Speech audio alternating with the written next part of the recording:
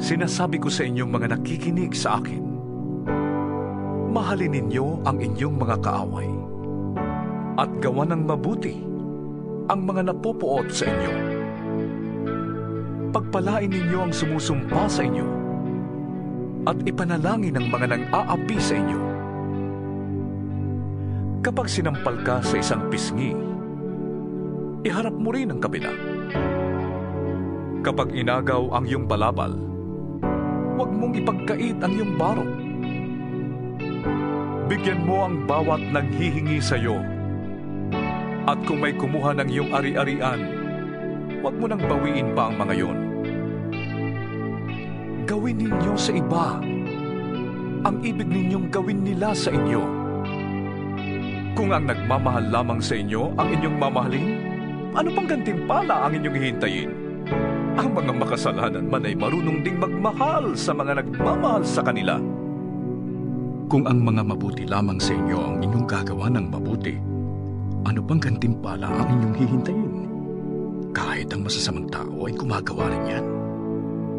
At kung ang makakabayad lamang ang inyong pauutangin, ano pang gantimpala ang iyong hihintayin? Kahit ang masasamang tao ay nagpapautang din sa kapwa nila masama sa pag-asang sila'y babayaran. Mahalin ninyo ang inyong mga kaaway at gumawa kayo ng mabuti. Magpautang kayo nang hindi umaasang kayo'y babayaran.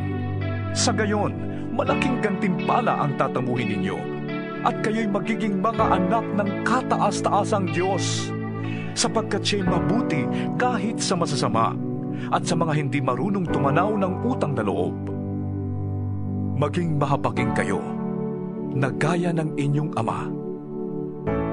Huwag kayong humatol at hindi kayo hahatulan. Huwag kayong magparusa at hindi kayo parurusahan ng Diyos. Patawarin ninyo ang inyong kapwa at kayo patatawarin din ng Diyos. Magbigay kayo at kayo bibigyan ng Diyos. Hustong takal, siksik, liglig at umaapaw pa ang ibibigay sa inyo. Sapagkat ang panukat na ginagamit ninyo sa iba ay siya ring gagamitin ng Diyos sa inyo.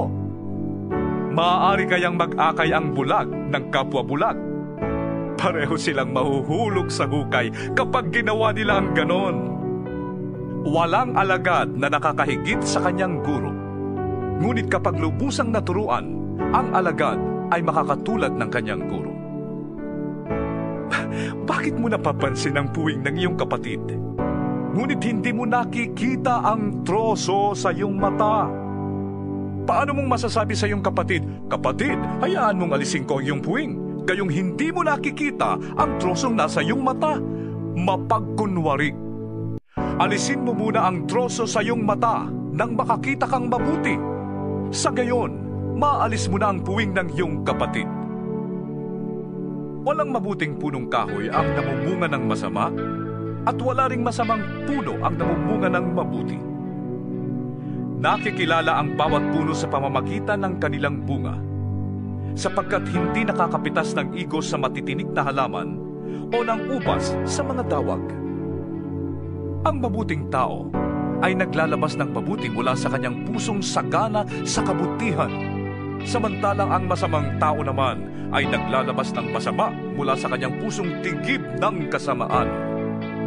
Sapagkat kung ano ang nag-uumapaw sa puso, ay siyang sinasabi ng labi. Bakit ninyo ko tinatawag ng Panginoon, Panginoon? Gayong hindi naman ninyo tinutupad ang sinasabi ko.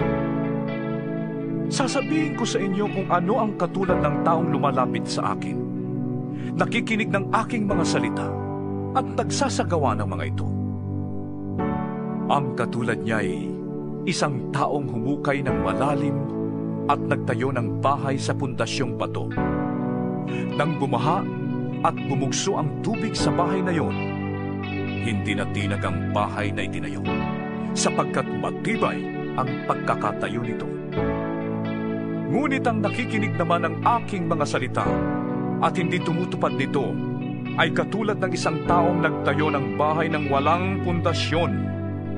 Nang bumaha at bumugso ang tubig sa bahay na yon, ito ay kaagad bumagsak at lubusang nawasak.